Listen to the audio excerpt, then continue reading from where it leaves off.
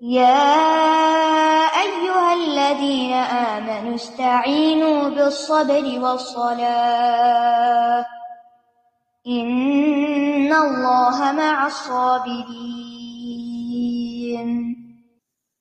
یا ایھا الذین آمنوا، اے لوگو جو ایمان لائے ہو، استعینوا بالصبر والصلاۃ، مدد مانگو صبر اور نماز کے ساتھ، ان اللہ مع الصابرین، بے شک اللہ صبر کرنے والوں کے ساتھ ہے۔ پارے کی ابتدا میں تبدیلی قبلہ کا حکم ہے، پھر نعمت کے تمام کرنے کا، وَلِأُتِمَّ عَلَيْكُمْ نِعْمَتِي، اور پھر ذکر اور شکر کا حکم ہے۔ نعمت کے ملنے پر انسان کے لیے ذکر اور شکر ضروری ہے، اور ذکر اور شکر کے تقاضے پورے کرنے کے لیے صبر ضروری ہے اور اللہ کی مدد ضروری ہے۔ تو اس لیے کیا فرمایا کہ اے لوگو جو ایمان لائے ہو، صبر اور نماز کے ساتھ مدد حاصل کرو، یعنی جب تم اپنی ذمہ داری نبھانے لگو گے، اس نعمت کا اعلان کرو گے، اظہار کرو گے، اس کو عام کرو گے، تو لازماً راستے میں مشکلات آئیں گی، اور جب مشکلات آئیں گی تو پھر عموماً دو راستے ہوتے ہیں۔ نمبر ایک یہ کہ انسان اس مشکل کا مقابلہ کرے، اس کے مقابلے میں جم جائے، استقامت اختیار کرے، اور نمبر دو پیچھے پلٹ جائے، واپس پلٹ جائے۔ اب آپ دیکھیے کہ واپسی کا راستہ اگرچہ آسان ہے لیکن انجام بڑا خطرناک ہے۔ یعنی اگر انسان دین کا راستہ چھوڑتا ہے، یا دین کو لوگوں تک پہنچانے کا یا امت وسط کی حیثیت میں اپنی ذمہ داری پوری کرنے کا جب کام انسان شروع کرتا ہے، تو اس میں انسان کو مشکل تو ضرور ہوتی، بہت سی مخالفتیں سامنے آتی۔ اب عافیت کا گوشہ کیا ہے کہ وہ پیچھے پلٹ جائے، کام چھوڑ دے، لیکن اس کا انجام تو خطرناک ہے۔ اللہ آپ کو نعمت دے رہا ہے، ایک عہدہ دے رہا ہے، ایک مقام دے رہا ہے، ایک انعام دے رہا ہے، اور آپ اس کو پھینک کے جا رہے ہیں۔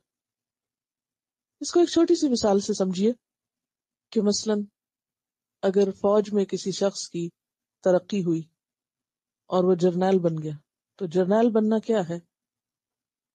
ایک مقام ملنا ہے نا، لیکن ساتھ ہی کیا ہے؟ ذمہ داری میں اضافہ۔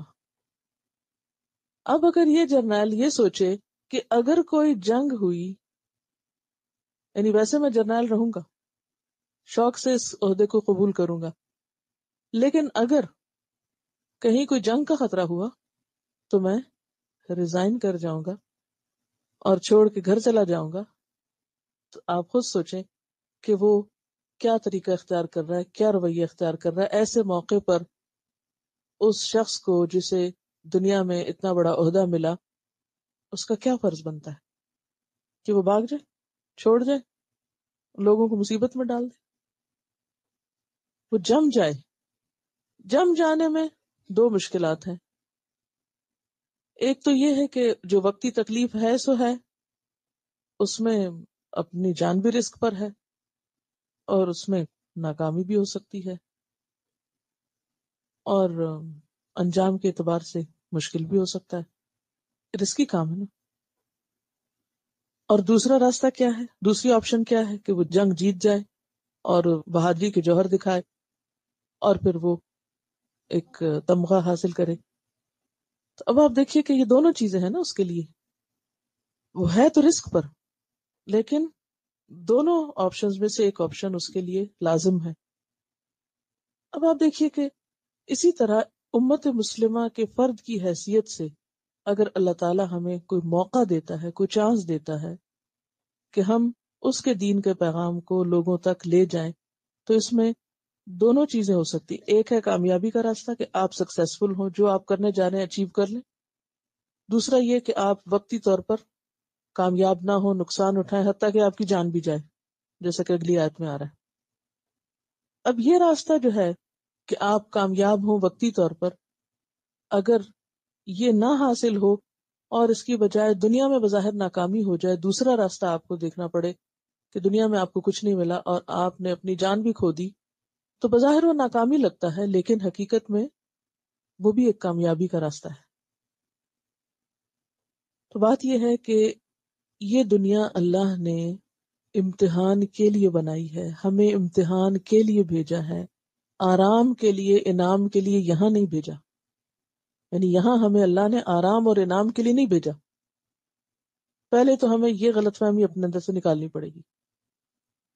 ہماری بہت بڑی مشکل کیا ہے کہ ہم اپنے بارے میں اور اس دنیا کے بارے میں درست نظریہ ہی نہیں رکھتے کہ ہم یہاں آئے کیوں ہیں. ہم سب نے کیا سوچ رکھا ہے کہ ہم یہاں کیوں آئے ہوئے ہیں دنیا میں. اگر سیر نہ بھی سمجھے تو بھی ذمہ داری کا احساس بہت کم ہے.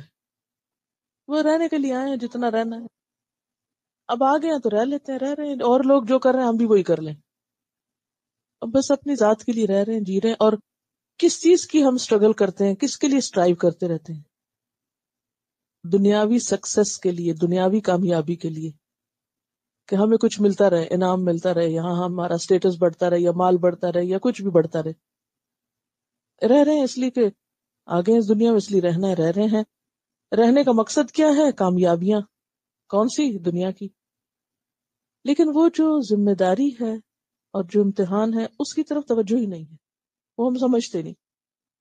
تو چونکہ اللہ نے دنیا رکھی امتحان کے لیے، اور جہاں امتحان ہے اس کے لیے پھر اللہ تعالیٰ طرح طرح کی رکاوٹیں ڈالتا ہے. ہمارے راستے میں طرح طرح کی رکاوٹیں آتی ہیں، مشکلات آتی ہیں، چاہے ہم اپنی ذمہ داری پوری کر رہے ہوں یا نہ کر رہے ہیں، دونوں طرح آتی ہیں. اور ان رکاوٹوں کا ذکر اگلی آیات میں تفصیل سے آ رہا ہے. اور سب سے بڑی رکاوٹ کب آتی ہے، یا دوسرے لفظوں میں کہیے کہ زیادہ رکاوٹیں کب آتی ہیں؟ جب انسان دوسروں کے لیے جینے لگتا ہے، دین کی خدمت کرتا ہے، دین کے پیغام کو عام کرنے لگتا ہے. یعنی یہ نہیں ہوتا کہ آپ اپنی ذات کے لیے جی رہے ہیں تو رکاوٹیں نہیں، جب بھی ہیں، لیکن رکاوٹوں میں کئی گنا اضافہ ہو جاتا ہے، مشکلات میں کئی گنا اضافہ ہو جاتا ہے جب آپ دین کے راستے پہ چلتے ہیں. مثلاً آپ دیکھیے، کل بھی بات ہوئی تھی کہ بعض اوقات ہم ایک مجلس میں ہوتے ہیں تو اتنے لوگ ہم پہ الغار کر دیتے ہیں. مشکل ہے، ایک حقیقت ہے، بالکل صحیح فرمایا انہوں نے. آپ دیکھیے کہ جب ہم دین کی تبلیغ نہیں بھی کرتے یا دین کی طرف نہیں بھی تھے تو بھی مشکلات تو تھی نا زندگی میں، کہ نہیں تھی؟ نوعیت مختلف تھی، کیونکہ زندگی ہے جو ٹیسٹ، مشکلات سے بغیر کوئی خالی نہیں. لیکن جو شخص بامقصد زندگی گزارتا ہے، اور خاص طور پر اس کی زندگی کا مقصد جب یہ بن جاتا ہے کہ وہ خیر کا پیغام دوسروں تک پہنچائے، تو لازماً مشکلات میں کئی گنا زیادہ اضافہ ہو جاتا ہے. اب جو ہی مشکل آئی تو ایک طریقہ کیا ہے کہ آپ فوراً اس کو چھوڑ دیں. اور جو بھی قریبی، عزیز، دوست، رشتہ دار ہمارے پیارے ہیں، وہ سب ہمیں کیا مشورہ دیتے ہیں؟ یہ کام چھوڑ دو، کیوں مشقت میں پڑتے ہو، اسے چھوڑو. خواہ آپ نے آپ کو مصیبت میں ڈالا ہوا ہے، طبیعت بھی خراب رہتی ہے تمہاری، اور اب اس بڑھاپے میں اور اس عمر میں، کسی کو کہتے ہیں اس جوانی میں اور کسی کو کہتے ہیں اس بڑھاپے میں. اب یہ ہے کہ انسان کے لیے اندرونی اور بیرونی دونوں طرح کی مشکلات ہوتی ہیں. اندرونی ہمارا نفس بھی تو رکاوٹ ڈالتا ہے نا. سب سے پہلے ہم خود بھی نہیں جاتے ہوتے، پھر ہمارے بچے، شوہر، پھر ہمارے عزیز دوست رشتہ دار، پھر شیطان کے وسوسے، پھر social pressure, peer pressure, social pressure. یہ ساری چیزیں کیا ہیں؟ رکاوٹیں ہیں نا. اور خصوصاً جب آپ لوگوں کی اصلاح کا کام شروع کریں، کسی کو آپ روکیں کہ یہ کام نہ کرو، پھر آپ دیکھیں کہ فوراً کیا ہوگا. نصیحت انسانی نفس پر بہت بھاری ہے، خواہ وہ آپ اپنے بچے کو کریں، خواہ وہ اپنے دوست کو کریں، خواہ وہ آپ کسی رشتہ دار کو کریں، کسی اجنبی کو کریں، یا اپنے شاگرد کو کریں، کسی کو بھی کریں گے تو وہ اس پر بہت بھاری ہوتی ہے. کہ یہ کیا سویرے سویرے روز ڈانٹ شروع ہو جاتی ہے. وہ نصیحت کو ڈانٹ کا لفظ دے دیا جاتا ہے، پھر بہت ڈانٹتی ہے، حالانکہ وہ نصیحت ہوتی ہے. تو وہ کس لیے نصیحت کا لفظ ڈانٹ بن گیا؟ نفس کو اچھا نہیں لگتا نا. ہم چاہتے ہیں کہ جیسے ہم چاہیں جییں، ہمیں کوئی کچھ نہ کہے، جو خرابی ہم میں رہیں ہمیں کوئی نقصان نہیں ہو سکتا. تو اس میں پھر انسان کو بہت سی مخالفتوں کا سامنا کرنا پڑتا ہے. وہ محبت بری نظریں اجنبی ہونے لگتی ہیں، وہ جو آپ کے پیارے ہیں وہ آپ سے دور ہونے لگتے ہیں، کھینچنے لگتے ہیں، پیچھے پیچھے باتیں بنانے لگتے ہیں، بعض کو سامنے بھی نہیں چکتے. اور حتیٰ کہ یہ نوبت بھی آ جاتی ہے کہ پھر وہ میدان جنگ میں آمنے سامنے آ جاتے ہیں، جیسے جنگ بدر میں ہوا، اور اپنے ہی ایک دوسرے کی جان لینے لگتے ہیں. یعنی اس چیز کی جو ایکسٹریم کا لیول ہے وہ ہم اس کشمکش میں دیکھتے ہیں جو نبی صلی اللہ علیہ وسلم اور اہل مکہ کے درمیان تھی. لا الہ الا اللہ کا پیغام دینے پر، لوگوں کو اللہ کی طرف بلانے پر کتنی شدید مشکلات آئیں. تھوڑا سا میں آگے ذکر بھی کروں گی. تو اس لیے یہاں پر یہ آیت آئی کہ اے اہل ایمان، نعمت تو تمہیں مل گئی، شکر تو تمہیں کرنا ہے، لیکن جب عملی شکر کرو گے، ذمہ داری نبھانے لگو گے تو مشکلات آئیں گی. مشکلات میں میدان چھوڑ کے بھاگنا نہیں ہے. کیا کرنا ہے؟ اللہ سے مدد مانگنی ہے، صبر اور نماز کے ساتھ. یہاں پھر صبر کیا ہوگا؟ یہاں صبر استقامت کے معنی میں ہوگا کہ انسان جمع رہے، کہ یا اللہ تو مجھے جمع کے رکھ، اور کسی قسم کا شکوہ نہ کرے، اور کوئی ایسی باتیں زبان سے نہ نکالے، اپنے جذبات پہ قابو رکھے. جب لوگ آپ کو برا بھلا کہنے لگے تو پلٹ کے آپ انہیں برا بھلا نہ کہنے لگے. جب لوگ آپ کو نقصان دے تو پلٹ کے آپ کو نقصان نہیں انہیں دینا. آپ کو ان کے برے رویے کے مقابلے میں ایک عمدہ نمونہ پیش کرنا ہے، تبھی آپ میسج کنوے کر سکتے ہیں نا. ورنہ اگر آپ کسی کو کوئی بات بتانے لگے، وہ پلٹ کے آپ پہ کوئی جواب دیتا اور آپ اس سے بڑا جواب اس کو، تو لڑائی وہاں شروع ہو جائے، تو پھر تو سارا موقع گیا. اب آپ کے پاس جواب ہوتے ہیں، آپ کے پاس دلیل ہوتی ہے، لیکن آپ اس کو خاموش ہو جاتے ہیں. باوجود اس کے کہ آپ کو جواب آتا ہوتا ہے، آپ کیوں چپ ہوتے ہیں؟ یہ چپ کرنا کیا ہوتا ہے اس وقت؟ یہی صبر ہوتا ہے کہ میں جانتی ہوں کہ میں تمہیں کیسا منہ توڑ جواب دوں، لیکن اس وقت وَلِرَبِّكَ فَاصْبِرْ، اپنے رب کی خاطر صبر کروں گی. زبان سے کوئی ایسے لفظ نہیں نکالنے. تو یہ صبر ہے یہاں پر. اور والصلاۃ، نماز. نبی صلی اللہ علیہ وسلم کا طریقہ کیا تھا؟ جب کوئی مشکل پیش آتی، نماز کی طرف دوڑتے، لپکتے، جیسے جا کے کوئی اللہ سے لپٹ جاتا نا کہ یا اللہ بس سارے ہی الگ ہو گئے، سارے اجنبی ہو گئے، اب تو نہ میرا ساتھ چھوڑ، تیری مدد چاہیے. انسان گھٹتا ہے، سسکتا ہے، روتا ہے، پریشان ہوتا ہے، لیکن اپنے رب کو نہیں چھوڑتا. اللہ تعالیٰ تسلی کیا دیتے ہیں؟ ان اللہ مع الصابرین، اللہ صبر کرنے والوں کے ساتھ ہے، وہ ان کی مدد ضرور کرے گا. ساتھ کا کیا مطلب ہے؟ یعنی وہ ضرور مدد کرے گا. اگر ابھی تم مشکل میں ہو تو یہ مشکل ایک وقت آسان بھی ہوگی. اب اس سے ہمیں پتہ کیا چلتا ہے کہ کامیابی کے لیے، اس راستے کی کامیابی کے لیے 2 ہتھیار لازم ہیں، ایک طرف صبر اور ایک طرف نماز.